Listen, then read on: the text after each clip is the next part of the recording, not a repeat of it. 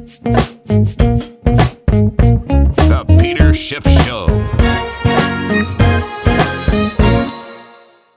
Stock market in the U.S. continued to grind higher today, although I still believe that this is a bear market rally. The Dow added a little better than 40 points, NASDAQ up about 47, so a bigger percentage gain there. S&P up about 13 points. This following the release of the March Nonfarm Payrolls numbers, aka the jobs report.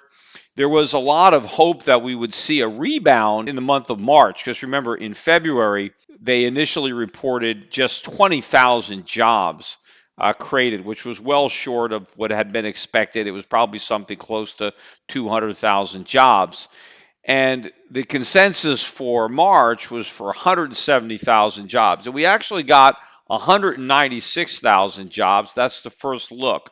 So that is what, 26,000 jobs better than had been expected. The February number was revised upward, but just to 33,000. And I think I remember when this number first came out that there were a lot of naysayers that were saying, oh, this is crazy. There's no way this is true. Let's wait for the revisions. Well, we've got a revision, and all we did is revise it up to 33,000. So it seems like the number was legitimate, although we did have a rebound in the month of March. But I mean, the rebound, 170,000 jobs is not a lot of jobs, considering how few jobs were created in February. In fact, if you average the 2 months, it's a pretty weak number. The official unemployment rate, that held steady at 3.8%, but the labor force participation rate, which I know a lot of people have been encouraged because they've seen that number notching higher, it dropped back down 0.2 from 63.2 to 63. So that's some weakness there. Also, if you look at the manufacturing jobs, they were looking for a gain of 10,000 jobs. Instead, we got a loss of 6,000 jobs, and they took the February gain, which was originally reported at 4,000, and we only gained 1,000. So the markets were looking for an improvement over the original estimate for February. Instead, not only did we take February's number down, but instead of improving, we actually went in the other direction and lost manufacturing jobs. And if you look at the average hourly earnings, they were looking for a gain of up 0.2, and we got half that of up 0.1, and that is a sharp slowdown from the gain the prior month, which was up 0.4, which was better than had been estimated at the time. So now you average them out, and again, we're not getting much in the way of earnings growth, although we are seeing a rise in the cost of living. The average work week, though, was up. It ticked up from 34.4 hours to 34.5 hours. Nonetheless, most of the coverage of the jobs numbers was that it was a good report. It was better than estimates, right? Because they were looking for 170 whatever, and they got 190 something, so it was better than estimates. But again, the wage growth was less than estimates. We lost the good-paying jobs, right? The manufacturing jobs. Those are the jobs that we need, and we added a lot more of the low-paying jobs. In fact, if you look at the composition of the jobs, better than half the jobs created were in education and healthcare. And of course, a lot of those jobs, some of them, of course, are government jobs. Many of these jobs are low-paying jobs in those sectors. And of course, the fact that we have more people employed in healthcare may not be a good thing if we're sicker and therefore we need more people to take care of us. That is not necessarily a good sign, to the extent that we need more people to manage our healthcare because we're not as healthy, because we are a sicker population based on poor diet, lack of exercise, whatever. Also, looking at leisure and hospitality, that was another big gainer. There's your waiters and your bartenders and hotel maids and stuff like that. So you take all these low-paying jobs, and that's better than half of what was created. And then if you look again at the household survey, according to that survey, we actually lost 190,000 full-time jobs, and we only gained 60,000 part-time jobs. So the household survey was, decisively weaker than the establishment survey. So all in all, I do not see a strong jobs report here. We did get a lower than expected number for initial weekly jobless claims. In fact, the number was the lowest it's been since 1969. So that trend continues. But remember, this trend was in existence long before Donald Trump became president. We were getting these drops in unemployment claims throughout the Obama administration, and we were getting a decline in the official unemployment rate. Although the unofficial number, the U6 number, is still above 7%, which is much closer to being accurate than the 3.8%. And, unemployment rates of greater than 7% historically are considered high. And of course, even that number, it sugarcoats it because it only counts discouraged workers who have been discouraged for under a year. If you've been unemployed for over a year and you've given up looking, you're no longer even in that statistic. So when you go back and look at the unemployment statistics from the 70s or the 80s, those numbers included all the discouraged workers, no matter how long they'd have been discouraged. So again, the numbers that Donald Trump is tweeting about and touting as evidencing what a great job he's doing are the same phony numbers that Obama was hiding behind and which Trump was calling him out on. Of course, the government numbers is not the only area where Trump is a hypocrite, because today in an interview, not only was Donald Trump advocating that the Federal Reserve cut interest rates, right? But he not only wants them to stop quantitative tightening, right, which is shrinking the balance sheet, and the Fed has already said they're going to stop. They're going to stop, I think, at the end of the summer. But not only does Donald Trump want the Fed to immediately stop quantitative tightening, he actually called for quantitative easing. He said the Federal Reserve right now should be doing quantitative easing. Now, first of all, Donald Trump is on the one hand saying we've got the greatest economy ever, right, in the history of the country. Yet he's also saying we need the same type of stimulus that we had during the Great Recession, right? This economy is so strong, yet it needs the same type of help that it got when it was as weak as it's been since the Great Depression. Now, which is it, right? You can't have your cake and eat it too, although I guess that's what Donald Trump constantly tries to do. Either the economy is strong or it's not. If we need life support, right, then it's not strong. But I don't think this is just hypocrisy here. And again, it is hypocrisy because Donald Trump was a big critic of quantitative easing. I mean, way before he was running for president, when the Fed was first doing QE, he said it was a mistake. He said this is going to lead to inflation, that it was the Fed shouldn't be doing it, and he was right. And in fact, it wasn't that it was going to lead to inflation. Quantitative easing is inflation. It is a euphemism for inflation. It is inflating the money supply. It is printing money and buying government bonds. That's what inflation is. You're expanding the money supply. And the way the Fed does that is quantitative easing. But they don't like to call it inflation, so they call it quantitative easing because inflation sounds bad. At least it used to sound bad, but quantitative easing, sounds good. But Trump criticized it, and he was right to criticize it.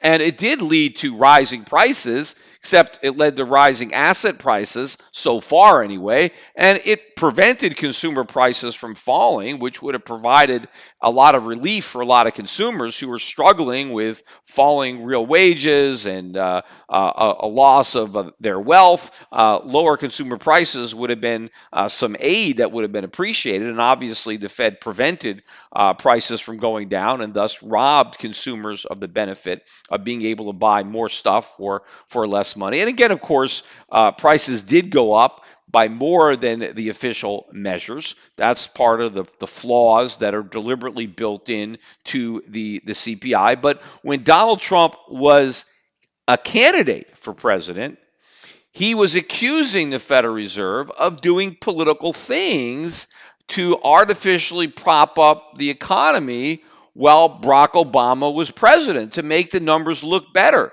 to make the economy look better. And of course, what the president was referring to was quantitative easing and also keeping interest rates low. He said we had a big, fat, ugly bubble, and that bubble was working to the benefit of Obama in that it made the economy look better than it really was. And he was warning about the dire consequences, the dire economic consequences that were waiting in the long term as payback for what the Fed had done. And of course, candidate Donald Trump was absolutely correct in that criticism. Now, as president, he is calling for the Federal Reserve to do exactly what he criticized the Federal Reserve for doing when Obama was president. But now he's president and he wants the Fed to do political things because he is the beneficiary. Because now it's the Trump economy, so it's the Trump bubble. And so he wants the bubble to get bigger and bigger. And so he wants the Fed to make the same mistakes under his administration that it made under the Obama administration, and he no longer gives a damn about the long-term consequences that they may be negative, because the furthest into the future that Donald Trump can now see is the 2020 election, and he wants a second term, which again means that Donald Trump is not the statesman that I had hoped that he might be when I voted for him. He is the very politician that everybody was voting against. He is part of the swamp. He is only concerned about his own reelection. He may have a different style than other politicians, but at the end of the day, when you peel back the onion, that's what you see. He is all about politics. It's all about his own career. It's all about making the economy look better simply so he can get reelected. And I think, again, this is more than just him being hypocritical. I think it also exposes the lie. I think when Donald Trump talks about how great the economy is, I don't think he believes it. I think it's just talk. I think it's just a show that he's putting on. I think it's all public relations. I think deep down, if you could get the president in a room and he could talk in confidence, I think he would admit that the economy is not doing well. I think he knows that it's the same big, fat, ugly bubble that he called out when he was a candidate. It's just that he wants that big, fat, ugly bubble to get bigger. He doesn't want it bursting before the 2020 campaign. That is why he is calling on the Fed to do quantitative easing. That's why he wants quantitative easing. That's why he wants rate cuts. Because I think the president knows that if the Federal Reserve simply waits for the recession to start before doing that, because that's exactly what they're going to do. In fact, I was watching on CNBC today after the president came out and said this. Of course, they're all shocked that he said it. Doesn't surprise me at all. It makes perfect sense. But they're all now talking about QE4, right? Well, I've been talking about that for years, right? I knew QE4 was coming when they launched QE1, right? I said, they'd have more QEs than Rocky movies. Well, we had Rocky 4. That was the one where he fought Drago. Apollo Creed died right at the beginning because the Russian hit him so hard he killed him. And so then Rocky took revenge and won. I think that was probably one of the worst of the Rocky movies. And QE4 is not going to be any better. Whenever you have a sequel, they're always bad. And QE4 is going to be real bad. And it's not going to produce, I don't think, a big boost to the economy because of lifting asset prices. I think it's going to sink the dollar. That's going to drag down the economy. We're going to have stagflation. But Donald Trump, I don't think thinks that way. I think he thinks that, well, if the Fed just preemptively goes back to QE, we will delay the onset of that recession. And he probably is right. I mean, if the Fed were to go back to QE, the actual recession may not start until after the election, although it still might. I mean, if the dollar just tanks immediately and prices really start to shoot up, oil prices today, we're now over $63 a barrel, about 63.20 something. We're up better than $1 a barrel. So we're now up better than 40% on the year.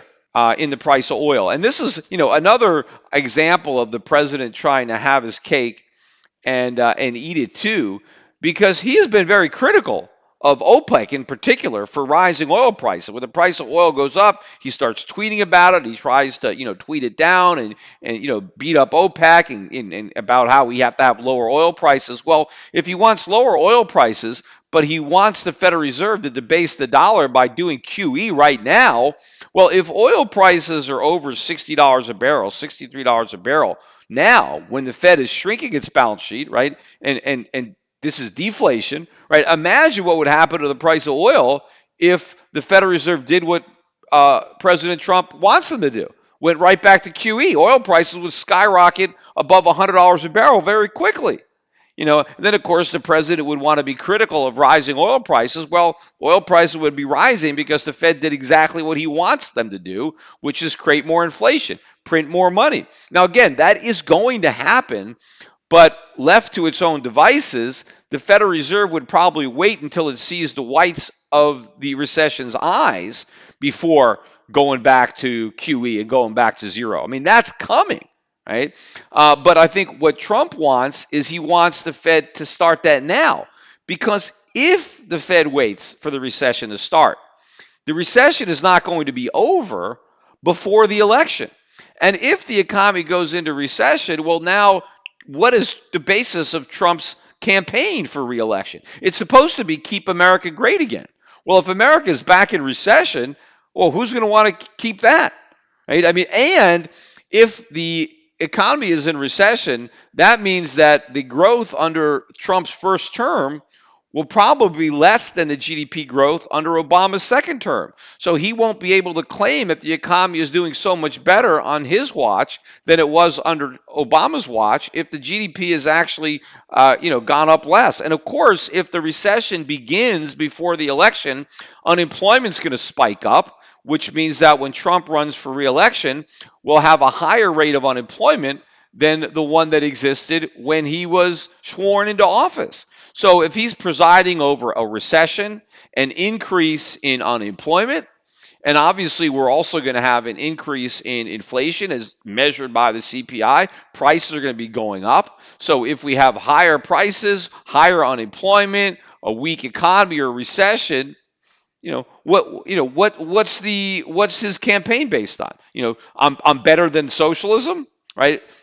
I don't know that the American public is going to buy that. I think that Trump recognizes this, and that's why he's out there calling for QE. That's why he wants rates to be cut. It's because he knows that it's all BS. When he's out there talking about how strong the economy is, he knows it's not strong. That's probably the difference between Trump and a lot of people in the financial media.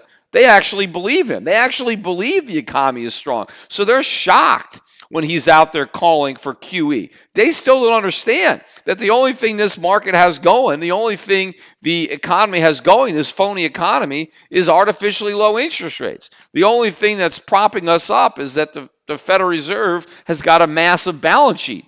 And they don't understand that it's going to have to ramp it up again, whether or not it acts preemptively before the next recession or after it starts. The balance sheet is going to get much, much bigger, and we're going back to zero. It's only a question of when we do it. Now, of course, what Trump is positioning himself to do is blame the Fed, right? If we do go into recession, he's going to say it's the Fed's fault. Right? After all, I had to deal with rising interest rates. Obama had rates at zero. I had to deal with quantitative tightening. Obama had quantitative easing.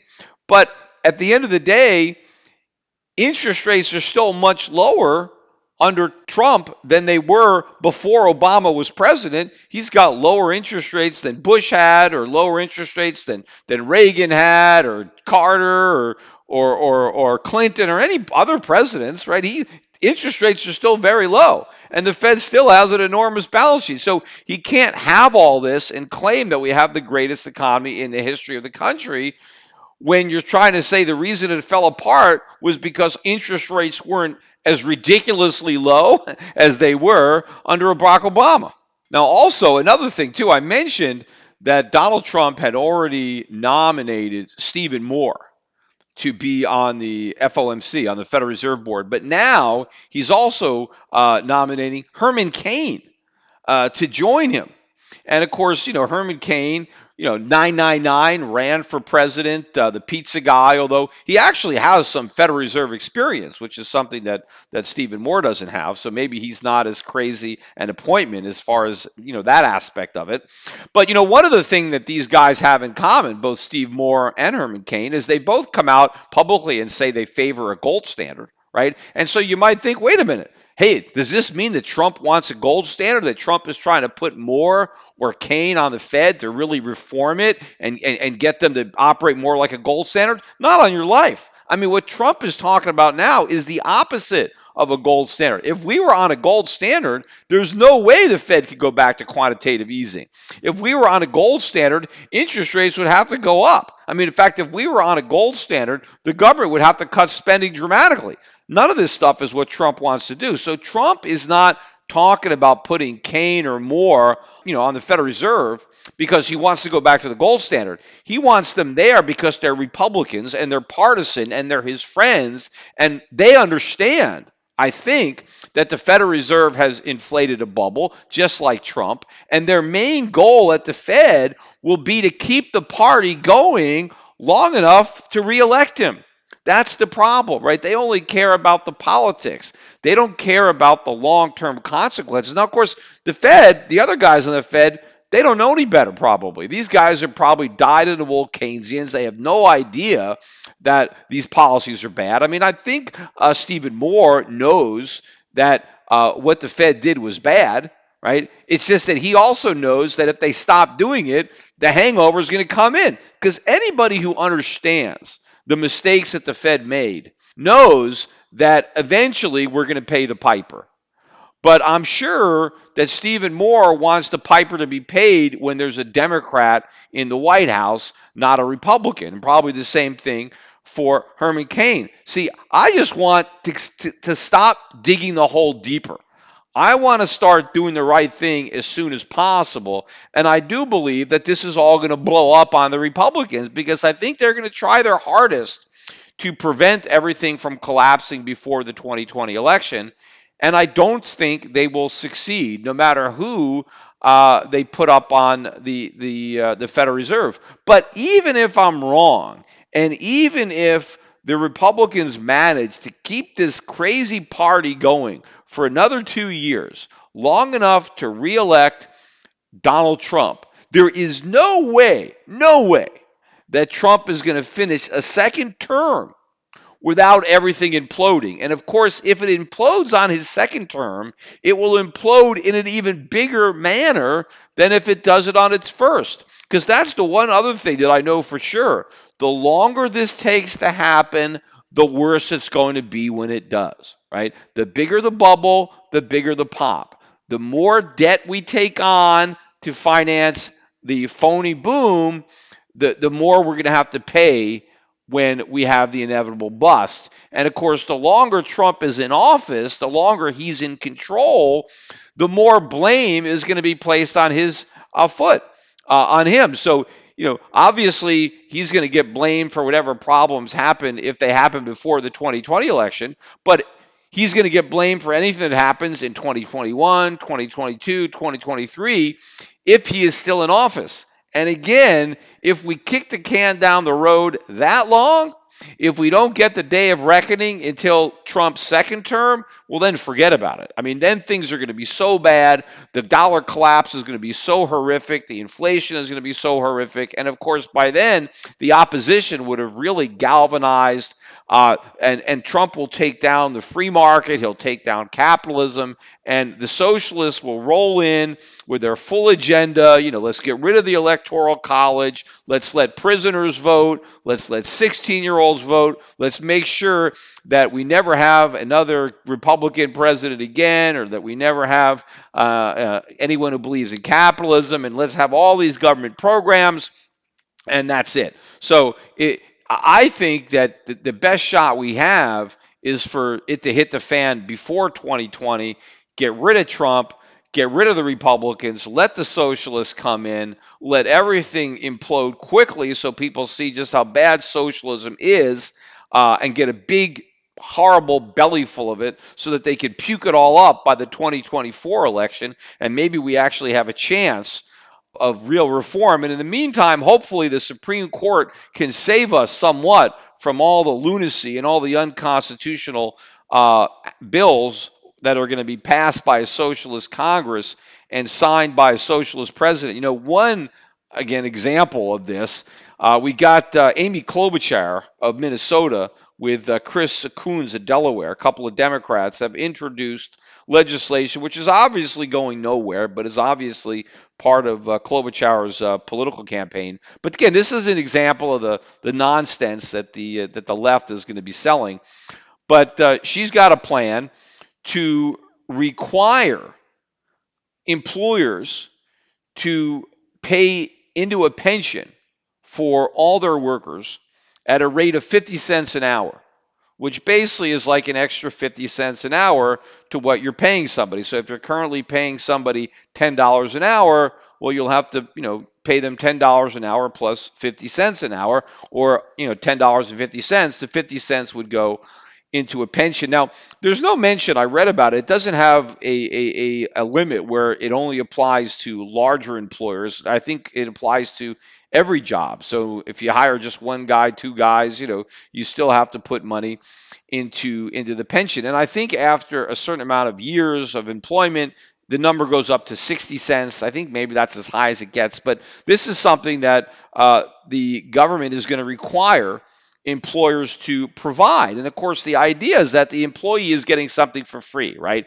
Hey, vote for me and I'll force your employer to give you this pension, right? He's going to just give you 50 cents an hour, right, for free, right? Vote for me and I'm going to make your employer give you a raise. Only that's not the way it works, because the employers are not required to give anybody a raise, except if you're at the minimum wage, right? If you're already working a job, right, you're getting paid minimum wage, and now your employer's got to give you 50 cents an hour extra, right? Well, he has no choice. Either he gives you the extra or he fires you, which in many cases he may choose the latter, right? You may get fired because your employer doesn't want to pay the 50 cents. It's not about not wanting to pay it. It's about you not being worth it, right? Ultimately, you are worth what you are paid, right? That's how the free market works. I talked about that on my last podcast when I went over the nonsense about the gender pay gap, right?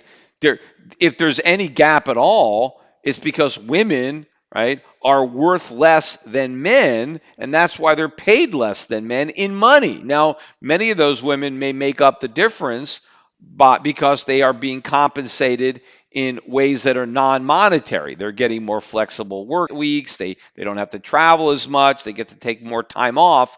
But whatever it is, I mean, the only fair wage is the wage that you earn in a free market. That's what's fair, right? Because the free market doesn't care what gender you are. It only cares how productive you are. And in a free market, you're going to earn what you're worth, right? One way or another, whether you get compensated in money, fringe benefits, or other non-monetary compensation, the market is going to clear. There is lots of competition among employers for employees, and you get what you're worth. See, what the government tries to do in order to get the votes of the workers is it promises to give you more than you are worth. It basically promises to put a gun to your employer's head and force your employer to give you more than your work on the grounds that it's fair. And of course, nothing that the government compels at gunpoint is fair. What's fair is what two people freely agree to without any coercion. It's a voluntary exchange. But when the government coerces one party into doing something against their will, that's not fair. But the government does that in the name of fairness. And that's, of course, what it's doing here with this bill, where it's trying to con voters into believing that there's a free lunch, and that free lunch is you're going to get these pension benefits if you vote for us. But of course, what's actually going to happen if this law were to be passed and employers were required to pay 50 cents an hour into a retirement pension plan?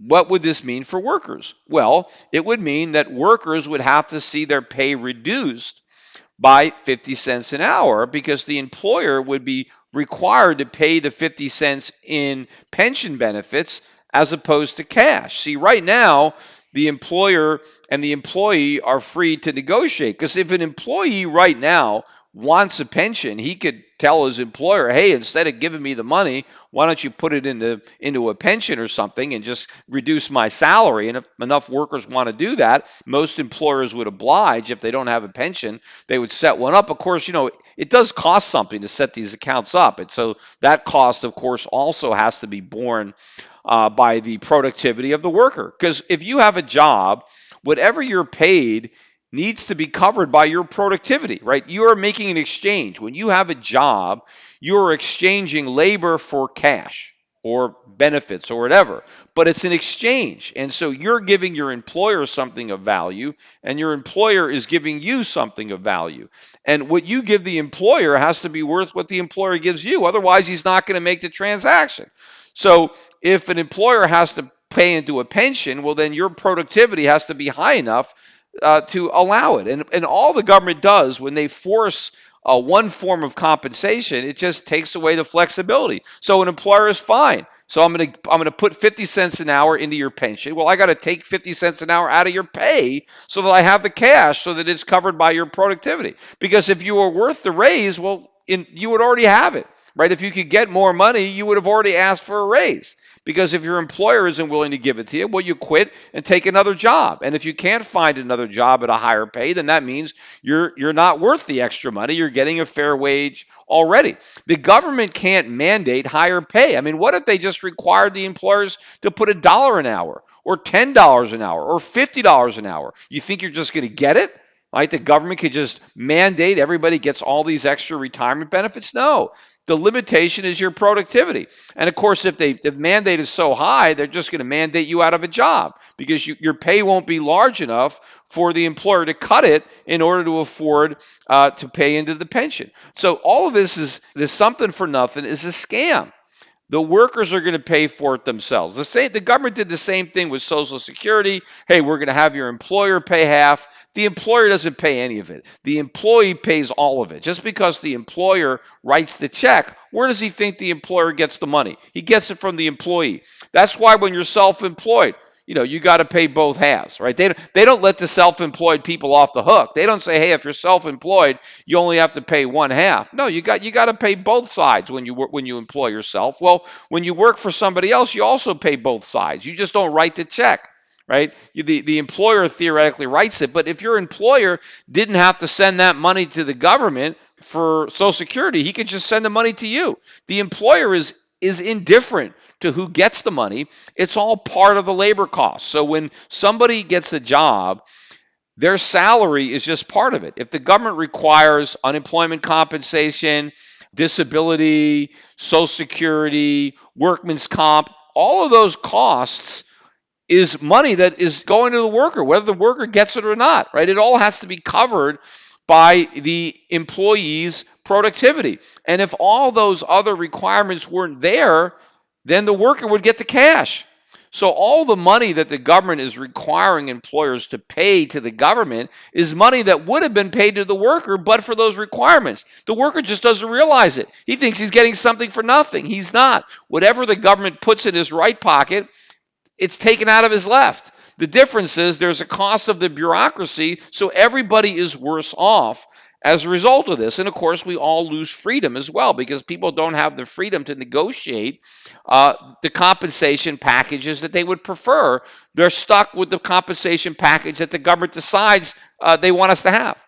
One of the funniest things, too, about this plan is that in order to help employers afford it, right, the plan actually calls for higher taxes. On who? Well, on the employers, right? It calls for an increase in the corporate income tax and an increase in the top marginal tax rate for income. So in many of the employers then who are going to be forced, in theory, to contribute this, they're saying, well, don't worry, we're gonna pay you a subsidy by raising your own taxes. Now, of course, obviously, there could be some employers who don't have corporations, they're partnerships, sole proprietorships, so a higher corporate tax doesn't affect them, and maybe they don't earn a lot of money, so maybe they won't be hit with the higher marginal tax, so they would get a little bit of a subsidy, and so to the extent they got a little bit of a subsidy, then they wouldn't have to reduce their workers' pay by quite as much because they could reduce the pay cuts by the amount of the subsidy. But of course, again, for the people on minimum wage, this in effect is an increase in the minimum wage, right? Because if the federal government mandates that employers put 50 cents an hour into a pension for each worker, that is an increase in the minimum wage. Because let's say the minimum wage is 7.25 an hour, and you got to pay 7.25 to the worker, but now you have to pay 50 cents into his pension. Well, you're actually paying the worker 7.75. So this is a roundabout way of increase in minimum wage, except the worker doesn't get the money immediately. He supposedly gets it when he retires at some point in the future. But again, it is a cost that the employer has to bear, and it simply raises the bar that much higher for people trying to get jobs who have minimal skills. If you can't deliver enough skills to cover the minimum wage plus the mandatory pension benefit, well, then you're not going to get a job. And if you have a job, you may not keep the job because you may be fired. So instead of getting a pension, you get a pink slip. Also, one of the other factors that was propping up the stock market all week, not just today, but all week, was constant tweets or leaks coming from the Trump administration or Trump itself about the prospects of this fantastic trade deal with China. I mean, we're closer than ever. Everything is going great. This is going to be the biggest deal ever. It's going to be the best deal ever. We're making real progress. I mean, how many times have we heard the president say this? But so far, there is no actual evidence of progress. We don't actually have a deal. Yet the president keeps propping the market higher and higher by simply dangling the prospect of a deal in front of us. So it's not just the Powell put that the markets now have. And of course, Trump wants to really exercise that put, right, by going right to QE. He doesn't want to wait until the market needs it. He wants to preemptively just go right back to quantitative easing. But the other put that's behind the market right now is the Trump put. And the Trump put is all about the trade deal with China. But I don't think the Trump put is an actual deal, although that is, really the put. But if Trump actually has a deal, then the put's gone. What keeps the Trump put in play is no deal with China. That way he can keep talking about how a great deal is imminent. And that's what keeps it going, because everybody wants to be in the stock market. I've said this. Everybody wants to be in the stock market when the deal is announced, because everybody is convinced that the deal is so good for the economy and so good for the market that they want to be long the market when the deal is announced. Now, Trump knows this. He knows the markets are anticipating a deal, and they're worried about what might happen if there is no deal. And so Trump wants to continuously tease the markets about how great a deal is and how a deal is imminent and how much progress we're making. But I also think, just like when it comes to quantitative easing and how Trump knows that we're in a bubble and he simply wants the Fed to be preemptive so that we can postpone the day of reckoning, or again, he wants to lay the foundation for being able to blame the recession on the Fed rather than anything he's done. I think he understands the Trump put.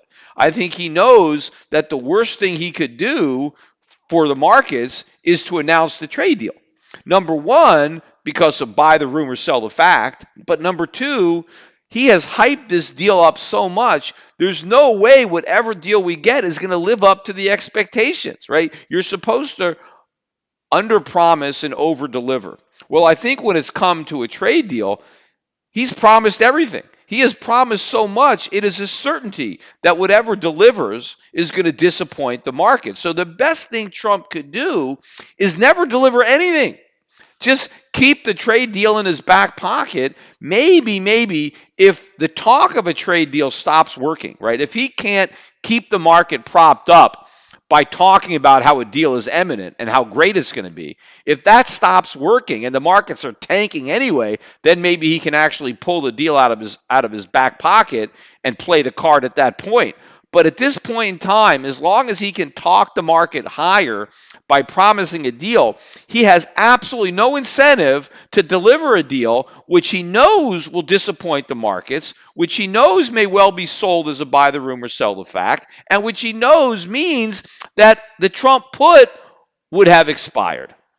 Now, looking at some of the other markets and their reaction or lack thereof To Trump's call for more quantitative easing and rate cuts, some people might have thought, well, the dollar's going to get killed if Trump starts talking about why we need QE, or gold's going to take off, right? I mean, obviously, if we have QE, that means gold prices should go up. Well, the price of gold really didn't react at all. I mean, gold was pretty much unchanged. I think maybe slightly lower on the day, 50 cents. The dollar index was pretty much unchanged, maybe a tick or two firmer on the day, still above 97. So really no reaction to Trump's calling out the Fed and advocating quantitative easing, which probably means that at this point the markets are ignoring what Trump is saying when it comes to monetary policy because they still believe that he has no impact on it. They still have some confidence in the independence of the Fed, and they still believe that despite what the president is saying,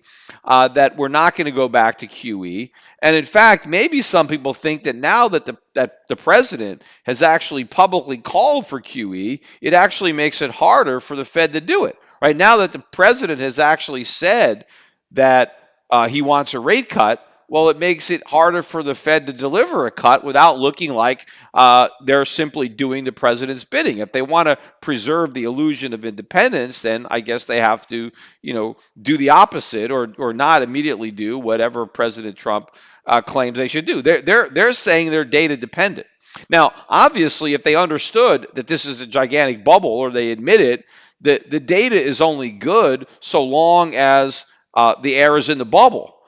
But as the bubble deflates, as higher interest rates start taking their toll, then the inevitable relapse into recession is there. And of course, once we get to the next recession, it's fatal because I think at this point, there's no way that the government could try to revive the economy without overdosing us on stimulus.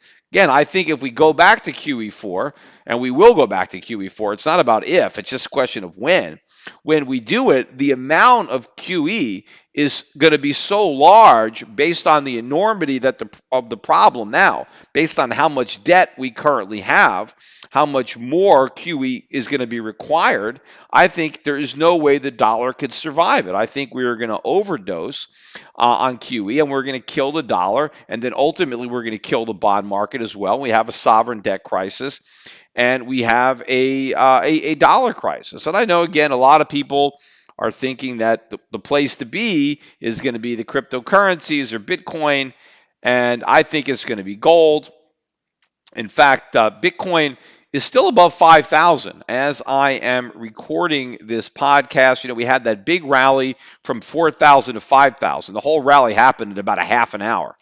And thus far, Bitcoin has been holding on to those gains. The question is, how much longer will it be able to do so? My guess is that the rally was engineered to facilitate more selling. So I think people are trying to get out of Bitcoin and obviously generating some hype, getting some of the hodlers to start thinking about the moon again is a way to engender some new buyers to come into the market so that there will be some bids that can be hit. In fact, I read an article, some PR again, designed to stimulate demand. This one had to do with Brock Pierce, who I've met a couple of times, lives here in Puerto Rico. I think he's in San Juan somewhere. But apparently he bought a property, a house in Amsterdam. Dollar value of the house, I think, was about $1.2 million. I'm sure he paid euros because, the Netherlands uses the euro currency. But the article that I read basically said that Brock Pierce uses Bitcoin to buy a house. And the whole idea was, hey, now, you can use your Bitcoin to buy a house. But if you read the article, Brock Pierce did not use Bitcoin to buy a house. He used euros to buy the house. The person who sold the house did not accept payment in Bitcoin. It wasn't like there was an escrow and, Bitcoin went in to close the escrow. What happened was Brock Pierce went to this company, a third party, that loaned him money against his Bitcoin. So he was able to post a bunch of Bitcoins as margin, as collateral. And against that collateral, he borrowed money. And then he used the borrowed money to buy the house. So he didn't buy a house with Bitcoin. He bought a house with the money that he borrowed against his Bitcoin. The real story is that there is a financial entity that is willing to loan you money against your Bitcoin. And I look at this as a disaster waiting to happen. Now, the article mentioned that the collateral is double. So in order to borrow $1 million, you have to post $2 million worth of Bitcoin, and then you can borrow $1 million, and plus there's a rate of interest on the loan, like any loan, and you have to pay that. But my thinking is, first of all, if this guy Brock Pierce is really a billionaire, which is the way he's portrayed, I mean, why does he need to borrow some money to buy $1 million home? I mean, can't he just pay $1 million? And, I mean, if all of his money is in Bitcoin, so he doesn't have any money, I mean, can't he just part with a measly $1 million worth of his Bitcoin to buy his house? He really has to leverage that up. He has to go out and borrow money against those Bitcoins in order to buy that house so he can hodl those Bitcoins and not get rid of them and take all the added risk. And now he's going to pay the interest, which I guess he's going to pay the interest with Bitcoin as well. But the key is, let's say enough people did this. Let's say enough hodlers who wanted to buy houses or cars or whatever with their Bitcoin, they all sent their Bitcoin to these Bitcoin banks and levered against them. They borrowed money against them. What's going to happen? Well, obviously, when Bitcoin really starts to fall, right, as it falls, let's say it gets cut in half. Remember, they're loaning 2 to 1. So if you borrow $1 million, you're posting $2 million worth of Bitcoin. Well, what if the price of Bitcoin falls and it's only worth 1 million? Well, now there's a margin call. In fact, probably somewhere along the way, there's a mechanism where if you get close to that number, they just automatically sell your Bitcoin right into the market. Well, the problem is there could be periods of time where there's very little liquidity in Bitcoin. And so let's say the market is really collapsing, and now all of a sudden you have a lot of people who have borrowed against their Bitcoin, and now that collateral is losing value, and so the banks or these third parties have to now rush into the market and dump that Bitcoin to try to convert it into cash to cover their butts. Well, now what happens? What if there's no buyers? All of a sudden, the market can completely melt down as Bitcoin implodes because so many forced liquidations are taking place at the same time because of these margin sellouts. And then, of course, these companies could end up losing a ton of money because they may never be able to get the money back. So let's say that Brock Pierce's Bitcoins lose so much value that the lender is not able to sell them for the $1 million that they loan Block. Now, I'm assuming that these loans are recourse, that it's not simply, well, the only collateral they have is the Bitcoin. But my guess would be that if people are borrowing against their Bitcoins, that means they haven't really sold any Bitcoin. They're pretty much all in. Their entire net worth is derived of Bitcoin. And, if Bitcoin crashes, they're probably broke. And so it's probably going to be very difficult for the lenders to go after people when the crypto market implodes, when the people who borrowed their money were all in on crypto and now they're broke too. So this is a very dangerous business model. And to me, probably the main reason that Brock Pierce did this is not because he wants to hodl every single Bitcoin he has. This is probably a publicity stunt. This is probably designed to generate interest in this company to try to show that, oh, look, you could use your Bitcoins to buy houses and to try to mainstream Bitcoin and get more people to think about Bitcoin as money, just like any other currency, to try to generate interest in Bitcoin itself, not just in the idea of borrowing against your Bitcoin and generating fees for the companies that are organizing, making these loans and are generating or earning the fees, but just in general to help tout Bitcoin to try to sucker more people into this gigantic Ponzi. Anyway, in closing, one thing I wanted to mention, I'm looking at my YouTube channel, and I noticed that I'm getting close to 250,000 subscribers. I'm almost at 249,000 subscribers, so almost 250,000. I guess that's a milestone, but still, in the scheme of things, I mean, that's not that many people listening to my YouTube channel. Now, I understand I get a lot of people that now listen to my podcasts on just on iTunes or on Stitcher or on Schiff Radio. So I have a much bigger audience than is just what's on my YouTube channel, because I've only really been posting my podcasts. I haven't been doing the video blogs like I used to, and I haven't been posting as much content on my YouTube channel. So I suppose there hasn't been as much reason for people to just subscribe to the YouTube channel. But if you're not currently a subscriber, subscribe. In fact, if all of my subscribers, if every one of my subscribers got 3 friends to subscribe, right? Well, then I guess I would be at